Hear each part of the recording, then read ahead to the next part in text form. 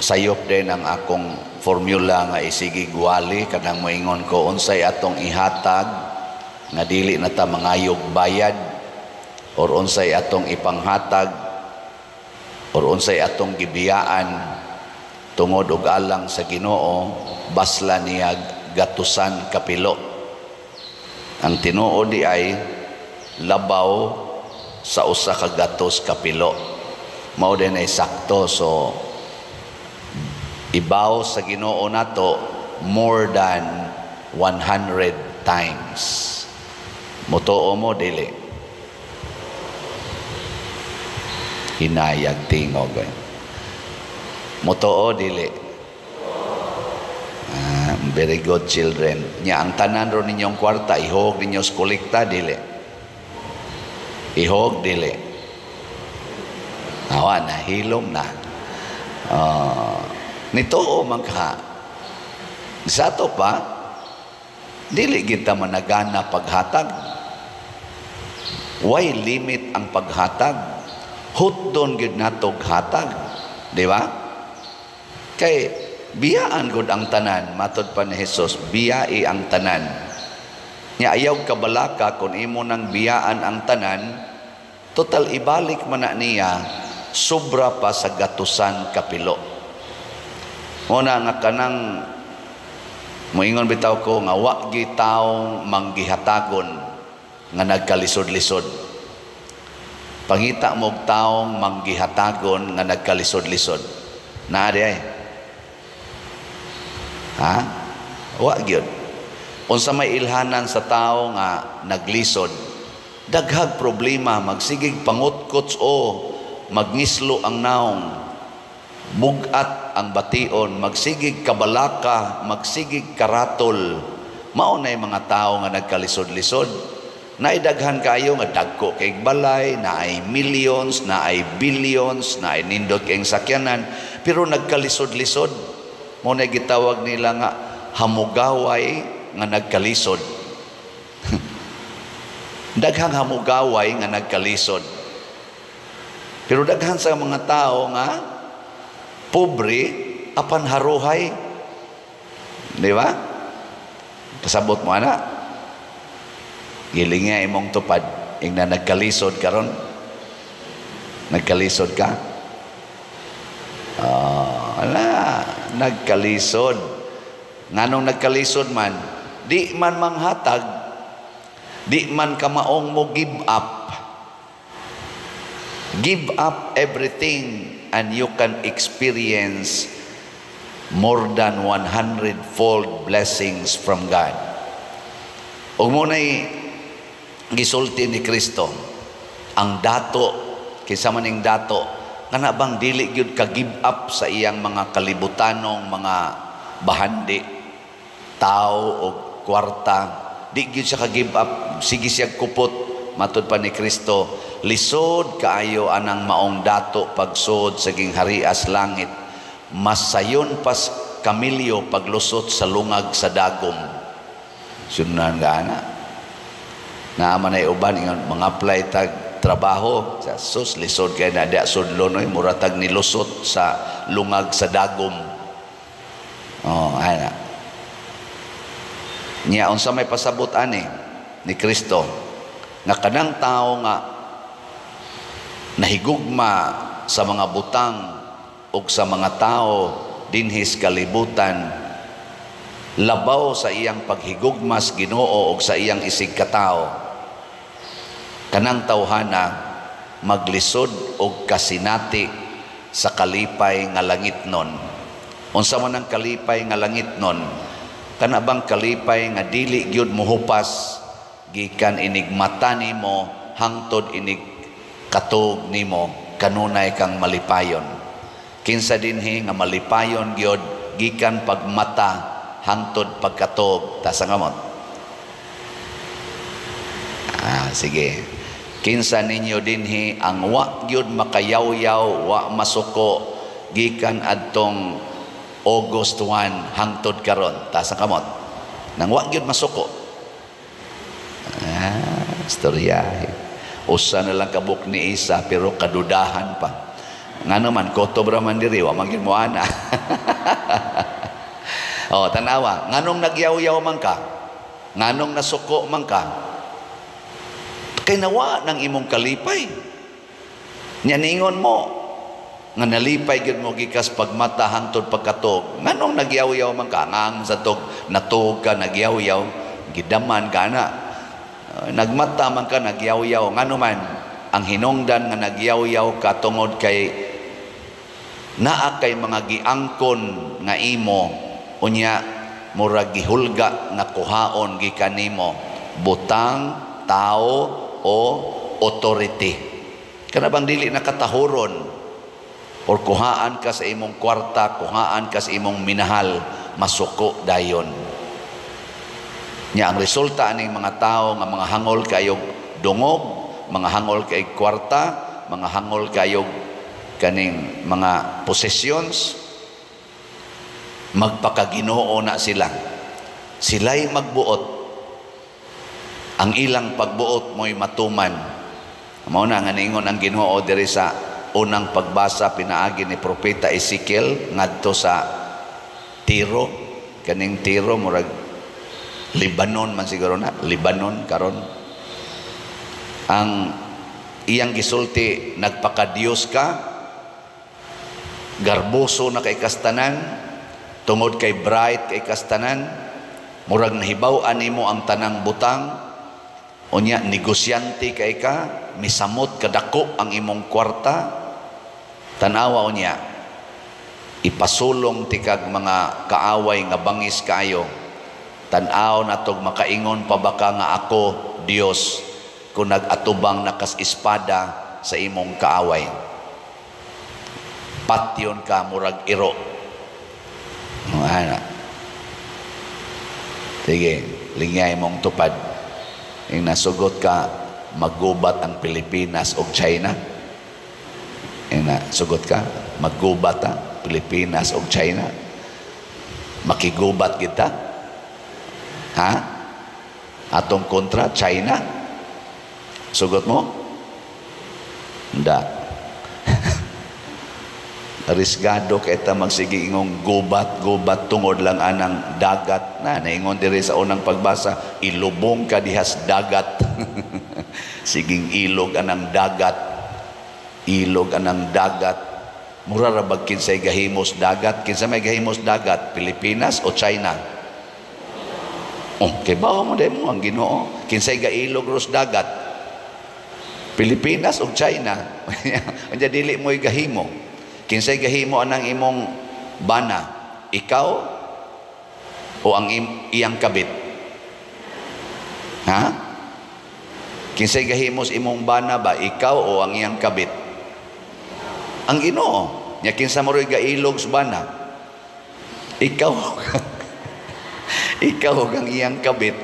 Ayaw pakig-ilog. Oy, ka na mga hinimos Ginoo, biyae na. Biyae ba? Total hinimo man as Ginoo, i-give up. Kadto lang imo, mo'y imo. Nya unsa may atong hinimo be? Unsay gihimo nato? Kanang ato gid ba? Kanang dili gikas Ginoo. Naa di ay. Naa. Unsa man? Sala. Kitay gahimog sala. Nya ganahan ka magsigig kupot anang sala o dili? Dili. Ipag-give up man kis Ginoo ang iyang hinimo. Labaw na ng sala. I-give up ng sala. O, di ba? Mao na, give up everything. Munang niingon si San Pedro diri, kami Lord, unsa may among mapaabot, amo manggibiyaan ang tanan, ang sala, hasta ang among pamilya, hasta among balay, hasta among mga katungdanan, hasta ang among mga minahal, among gibiyaan, ang among mga pangita, gibiyaan na mo tanan, unsa may among mapaabot. Ingon dayo si Jesus, iniglingkod nako dito sa langit, kamo sa duna na sad mo'y mga trono nga inyong lingkuran, ug magmando sad mo sa mga nasod. Duna dahi gyapoy nasod didto, no? Naagyapon tay mga leaders ug ang mga apostoles maoy mga cabinet members ni Jesus. Mga cabinet ba? Ana. Pero kita sa kunong mga nagtrabaho kuyog ni Hesus nga mituo niya dinhis kalibutan, mulingkod sa trono dito sa langit. Kay ang trono kuno sa langit, bisag kinsa dito makahimo paglingkod. Hasta ang trono ni Hesus makahimo ta paglingkod. Nganuman tungod kay kita mahimo mang anak sa Dios, manununod kuyog ni Kristo. Apil na ang tanan. Munang ningon si Kristo, haron ang tanan nga akoa nga gikan nimo amahan, ako sang ikahatag nila. Ana, gusto ni Hesus nga ang iyang yung tanan nga naa niya, iya sang ihatag nato kun mosunod ta niya. Gisayunan kag ang naas Ginoo iyang ihatag nato, kapila ka pila ang atong mga grasyang nadawat karon. Ibutang lang nato kalipay. Kung ang kalipay sa Ginoo ihatag niya nato, mapuno ka tas kalipay o kuwangan? Ha? Ang kalipay bas Ginoo ba iyang ihatag nato, mapuno tas kalipay o makuwangan? Purting punua, kagamay ra ning atong kasing-kasing, punon ra nas Ginoo. Pero ang kalipay sa imong asawa, ihatag niya nimo isip bana, mapuno ka kas kalipay. Or bana, ang kalipay sa bana, ihatag ngadto sa asawa, mapuno ka ang asawa sa kalipay. Ha? Dili oy. Ngano man, gamay ra kayo ng kalipay nga ikahatag sa asawa o sa bana o sa atong isig katao ba. Example, lipay kayo imong bana nga musuyop, lipay kay siya na, malipay ka asawa ng imong bana ni suyop. Ha? Kusga, nganong di man ka malipay nga nalipay man imong bana? Oh, nakita na ninyo ha, hasta ang kalipay ganis bana dili makalipay sa asawa all the time. Kung ang asawa kuan kayo, materialistic kayo, sigig pamalit, siging paparlor, ana, malipay ang bana. Ha? Tubag mga bana. Di malipay oy. Ludon. Pero kalipay na sa asawa. Kada semana palit yung bagong bag, bagong sandal, bagong snina, ana, shopping yun, shopping to the max. Siging paparlor, ilis-ilis lang ang pilok, ilis-ilis ang kilay, ilis-ilis ang buhok. Ana, oy, madugay ang bana, maglagot yun. Sa ato pa, doon na tayo mga kalipay nga dili makalipay sa ato kunuhay gihigugma. Muna nga niingon si San Bernardo, kining atong gisaulog karon, usa sa iyang mga gipangtudlo aron ta malinawon ug magkahiusa ang pagpuyo subay sa gugma. Ang gugma kuno, matud pa ni San Bernardo, enough in itself. Mao na nga ang tao kunong nahigugma puno sa kalipay. Gugma ba? Niya ang gugma nga tinuod, imo ginang ibalik ngadto sa tinubdan sa gugma. Niya kung ibalik na gay nimo ang paghigugma ngadto sa source of love, imong ibalik ang imong ihatag ang imong nadawat nga gugma ngadto sa tuburan sa maong gugma, musamot kunog bulog ang gugma. Muna nga ang taong gasigig higugma kanunay malipayon.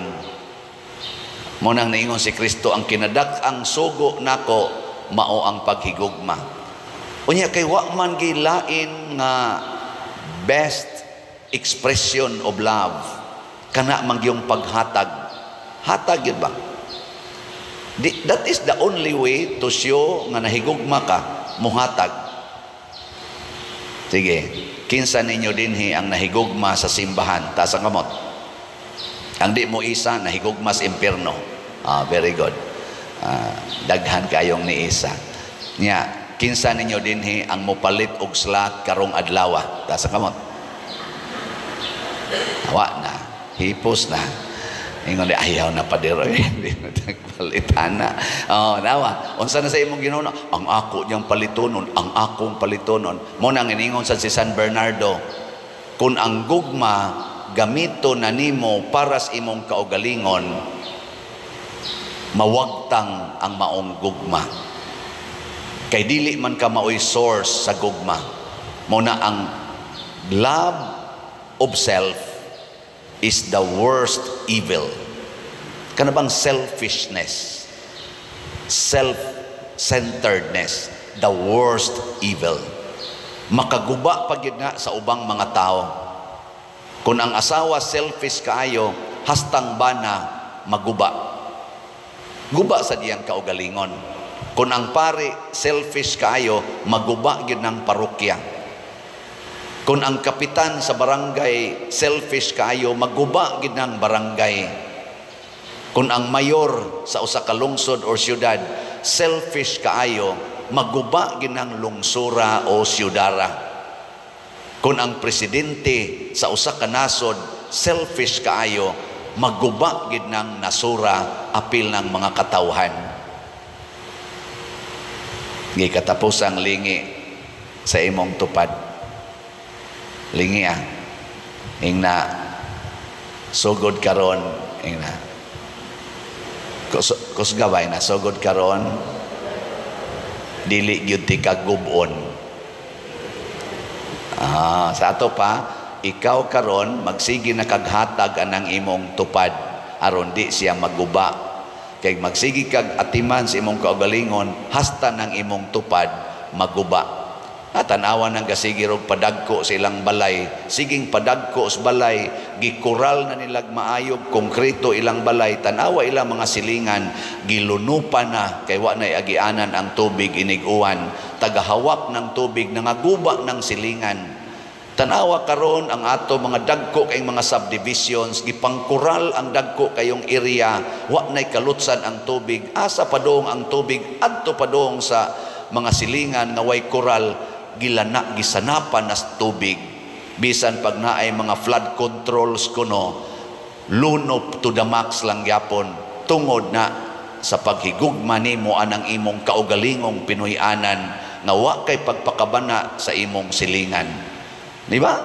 Selfishness. Tanawa ang Ukraine nga nahimo sang self-righteous ug ang Russia nahimo sang self-righteous, guba na kayo ang ilang relasyon, guba pang ilang mga nasod.